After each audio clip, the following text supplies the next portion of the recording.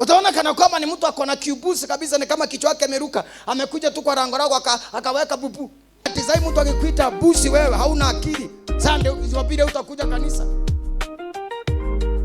Ama kuna ile tabia, kuna lile jambo, kuna ile ushirika wako na Mungu. Unaruhusu tu mtu akuje tu na maneno tu madogo, alafu ana disconnect usiana huyo. Ndio. Sema haleluya. Haleluya. Kuna utulivu utaupata kama kiroho chako hakiko sawa. Mbona jana hajakutusi? Mbona jana hajakuinukia? Mbona jana hajakurahani? Mbona jana huyo mtu hajakudhulumu? Mbona jana hujakuwa kwenye mandeni? Mbona jana hujasukuma wiko kwenye hiyo hali?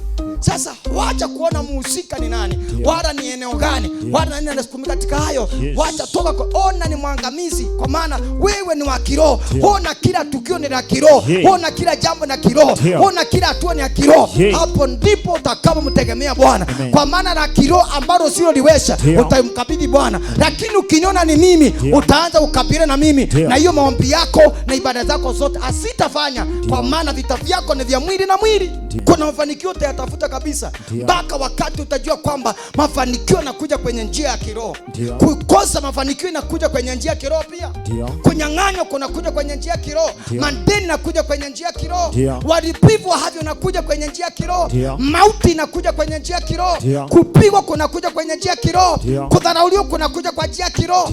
Chochote unakiona kinatendekea binadamu, vianzilisho vyake si eneo la kuonekana, ni eneo la kiroho lisionekana. Sasa badilisha safari yako na uitulize kwenye nje ya roho, na roho Mungu atakusaidia humo ndani katika jina la Yesu. Amen. Utaona kana kwamba ni mtu akona kiubusi kabisa, ni kama kichwa yake ameruka, amekuja tu kwa rango lako akaweka bubu.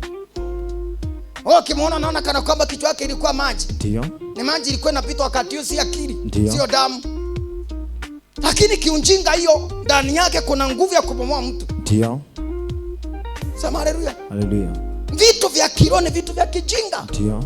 Na ndio Mungu akataka wakae na ujinga wa kutojua mema na mabaya, ili waendelee kumiliki shamba la Edeni. Ndio. Lakini kama unataka kujua mambo, endelea tu, Mungu mtakosania jiani. Walipoendelea vile, basi wakapoteza ile shamba. Ndio.